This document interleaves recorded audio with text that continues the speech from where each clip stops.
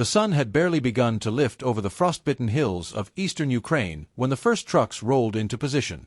Their faded green paint was streaked with mud, and their long launch rails, 40 of them on each vehicle, looked like the teeth of a predatory beast ready to bite. The BM-21 Grad, the Russian Army's workhorse multiple rocket launcher, had been unleashed again. Captain Alexei Morozov stood on the crest of a low ridge, binoculars pressed to his face. He had fought in Chechnya, in Georgia, and now here. But no matter how many times he saw it, the sight of a Grad battery preparing to fire still sent a cold shiver down his spine. It was raw destruction distilled into steel tubes and explosives. Behind him, 12 BM-21 trucks were lined up in staggered formation along a snow-dusted dirt road, their engines rumbling low. Crewmen moved quickly, some adjusting elevation cranks, others loading the last 122mm rockets into the rails. "Time to target," Alexei called. Lieutenant Viktor Lebedev, his forward observer, checked his ruggedized tablet. Coordinates locked.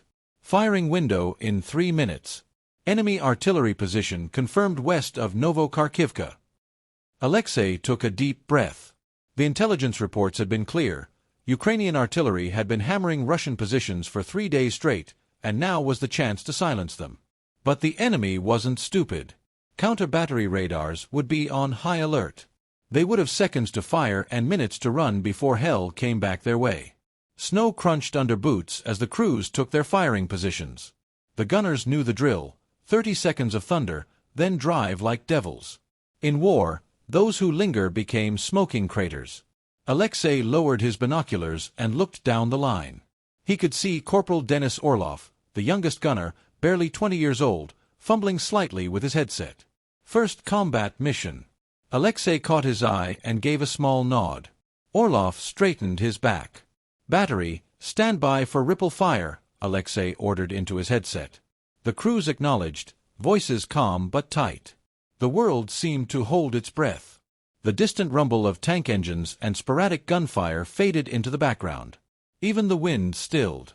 Alexei's mind flashed briefly to his family back in Oral, his wife, his daughter. He pushed the thought away. In war, hesitation killed faster than bullets. Fire! The first BM-21 roared like an angry god, spitting fire and smoke. A blinding orange flash erupted from its rails, followed by the screaming howl of rockets tearing through the frigid air. The ground trembled under the barrage as the next truck joined in, then the next, until the entire battery was unleashing its fury. 40 rockets per truck. 12 trucks. 480 screaming messengers of destruction streaked toward the horizon, leaving a trail of gray smoke and the acrid stench of burned propellant. Through his binoculars, Alexei saw the rockets arc high and vanish into the pale morning sky. Moments later, the far-off horizon lit up with blossoms of fire and black smoke as the Ukrainian artillery site was torn apart. Secondary explosions followed, ammo stores igniting, fuel tanks detonating, the enemy's own shells cooking off in violent bursts. "Impact confirmed," Victor shouted, but his voice was drowned out by the sharp, unnatural whistle overhead. Alexei's stomach dropped. Counter-battery fire. Move, move, move. Engines roared as the BM-21s lurched forward, mud spraying from their tires. The drivers slammed the throttles, bouncing over frozen ruts, weaving to avoid presenting a fixed target. The first enemy shell hit less than 100 meters behind the rear vehicle, a geyser of snow and earth erupting skyward. Another landed to their left, shrapnel peppering the side of a launcher.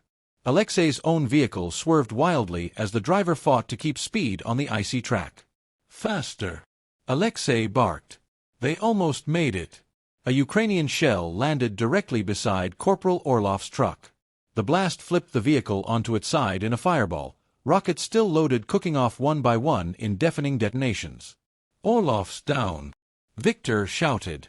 Alexei didn't think. He ordered his driver to stop, jumped from the cab, and sprinted through the chaos. Another shell screamed in, exploding so close he felt the heat on his face, but he didn't slow. The truck was burning, black smoke clawing at the sky. Orlov lay half-conscious, trapped under the twisted door frame. Alexei grabbed him under the arms, straining to pull him free.